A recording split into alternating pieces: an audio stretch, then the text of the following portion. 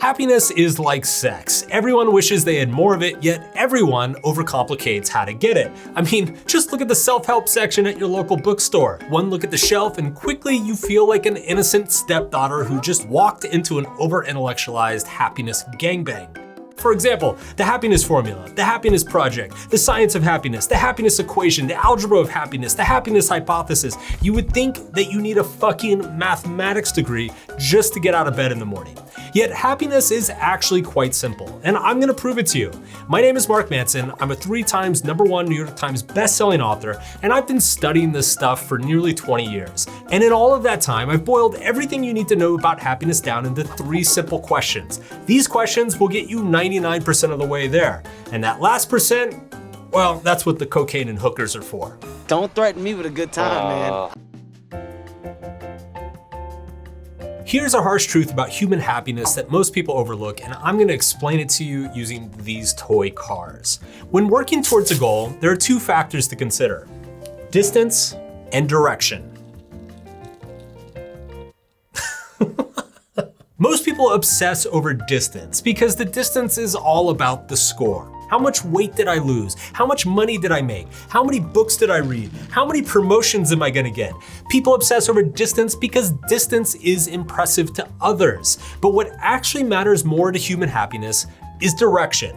Direction is not asking, when do I get my degree? Direction is asking, which degree is worth getting? It's not asking, how much money am I gonna make? It's asking, why do I wanna make money in the first place? It's not asking, how much weight can I lose? It's asking, what am I willing to give up to be healthier?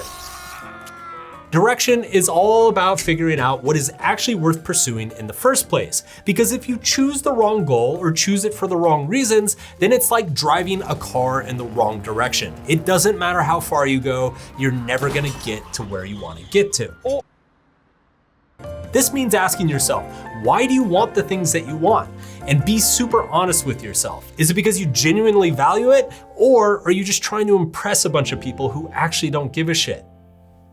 It's trying to impress people, isn't it? Here's another way to think about the first happiness question. Which type of motivation are you? Psychologists have identified 2 types of motivation: intrinsic motivation and extrinsic motivation. Intrinsic motivation is something that you are motivated to do purely for the pleasure or satisfaction of doing it. This cat is intrinsically motivated. The simple momentum of its own existence keeps it moving and happily waving at all of us. Our passions, hobbies, talents, these are all intrinsically motivated. We don't need any outside encouragement. We just do them because we love them, because we're satisfied by them. Aren't you, buddy? Now, extrinsic motivation, on the other hand, you need something to come along and push you to take action. It could be an incentive, a reward, some sort of threat, some external force that compels you to want to do something. Flip for me, doggy, flip. Yes, my doggy, yes. Think about the job you hate, or the homework you don't want to do, or the family member you don't really want to see. You do it because you're supposed to, or worse, because you have to. Extrinsic motivation is often unpleasant. You feel trapped or compelled to do something you don't necessarily love or feel inspired to do.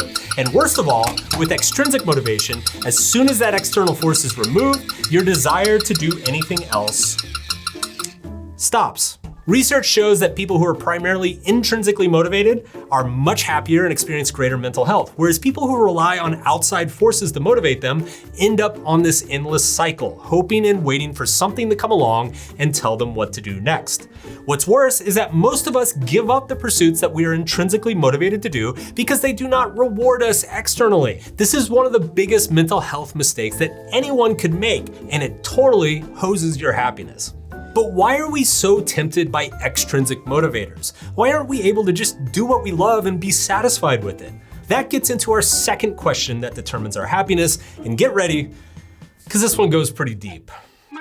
But first, a quick thank you to the sponsor of this video, BetterHelp. BetterHelp is a teletherapy service that allows you to access a therapist anytime, anywhere. Whether you want to talk to them on a video call, have a normal phone call, or just send them a text message, BetterHelp can provide any therapy service that you're looking for. Now, when you sign up, they put you through a quick questionnaire and then match you with a therapist who is designed to help you with whatever problem you're going through. And the best part about it is that if you don't like your therapist, you can switch at any time with no additional charge. Now, most people don't realize that only 40% of the population has access to mental health care. And so teletherapy services like BetterHelp are extremely important to help distribute mental health access to everybody in the world. So if you want to get started with therapy today, go to betterhelp.com/Mark Manson and get 10% off your first month of therapy. That's betterhelp.com/Mark Manson. Back to the questions. This is you, and this is your happiness. Now, your happiness comes and goes, but generally, your cup's pretty full. Why? Because theoretically, you should always feel some amount of happiness with yourself. Theoretically. But if you're like most people, as you go through life, painful things will start happening to you. Maybe dad was an alcoholic and mom was mean to you and never listened to you. Maybe your first love cheated on you with your best friend. Whatever it is, this pain now causes you to internalize a belief that you somehow do not deserve happiness. And now your happiness levels can't keep up for very long. Because when good things start happening to you, deep down, you wonder if you actually deserve it.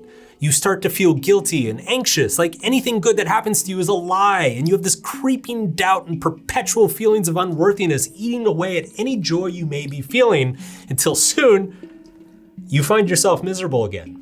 And the more pain and trauma you've experienced down here, the more you will desperately need happiness from outside of yourself to fill you up here. And the more good stuff you find, the more it slips right through your cup, causing you to seek even more. This is what's known as the codependent cycle. And until you figure out how to plug the holes to believe that you deserve happiness, nothing will ever change. What most people do is they look for ways to plug the holes inside of themselves. Maybe they do a bunch of drugs. Maybe they party all the time and have lots of sex. Maybe they work 100 hours a week and buy really fancy watches to try to impress everybody. Anything to dull the pain just for a moment. But the problem is that everything you numb yourself with just reminds your subconscious that you weren't deserving of happiness in the first place, which then makes you feel even less deserving and then just causes you to lose even more happiness. So then you look to numb even more, to distract yourself even more. And this is the addiction cycle. It starts out simple, but before long, you're selling your fucking body on Craigslist to smoke meth in a cheap hotel room. Not that I know anything about this. Now, there are two schools of thought when it comes to solving this addiction cycle. Some people, like the famous psychologist William James, believe that you can't ever permanently solve an addiction. You can only replace destructive addictions with productive ones. But more recently, there are psychologists who actually believe you can heal the holes at the bottom of your cup. Theoretically, this healing is as simple as believing that you deserve happiness. But practically, it is usually far more complicated than that, requiring years of intensive emotional work and building a series of healthy relationships in our lives. The truth is that both are part of the solution, adopting healthier compulsions and getting to work on your inner self-loathing. But it's much easier said than done. And, well, it can't really be done alone. Speaking of which, that brings us to question number 3. Let's say you have two people in a relationship. One person is emotionally healthy and full of happiness, and the other person has all sorts of trauma and toxicity causing them to constantly feel a lack of happiness. Now, what do you think happens in this relationship? Well, generally the happy, stable person looks at the unhappy, unstable person and says, "Here, let me help you with that. Here's some of my happiness." And this works for a little while. The unhealthy person feels better and the healthy person gets to feel like they're helping. But the unhealthy person soon is gonna need more happiness. So the partner gives again, and again, and again, and again, until pretty soon, neither has any happiness left at all. Now, the worst part about toxic relationships is that they weaponize our empathy and use it against us. We see a loved one suffering and we think to ourselves, I feel bad for them, let me try to help. But that one thing becomes a dozen, and next thing you know, you're left feeling just as empty as they are. Harsh truth, you cannot make someone happy who is not already happy with themselves. Similarly, no one can make you happy until you are happy with yourself. The best way to improve your relationships with others is therefore to improve your relationship with yourself. The ancient Greek philosopher Plato wrote in the Symposium that all humans were actually half beings, that each of us was like a half-completed puzzle, and we spend our lives looking for the person who can complete us emotionally. Now, this sounds very romantic and everything, but the problem is that most of us, upon finding the person who completes us, we freak the fuck out and we do everything we can to sabotage the relationship. Why is that? Well, let's imagine that there are two incomplete, flawed humans in the relationship. Now, what most people do once in a relationship is they try to bargain. They say, I'll give you this piece of love and validation if you give me that piece of love and validation. I'll support your work if you take care of the kids. I'll give you nice things if you give me sex. In these relationships, each person is trying to make sure they aren't giving up too much of themselves without getting a sufficient amount in return. This ultimately leads to a power struggle within the relationship where gradually the two partners see each other as competitors rather than collaborators. Now, the key is to be willing to connect with each other without conditions, to simply give parts of yourself over, to make yourself vulnerable and say, I share this part of myself with you with no expectation of anything in return. Because the paradox of love is that by giving your whole self over to the other person, you both get to have it all of yourselves and all of each other, all at once.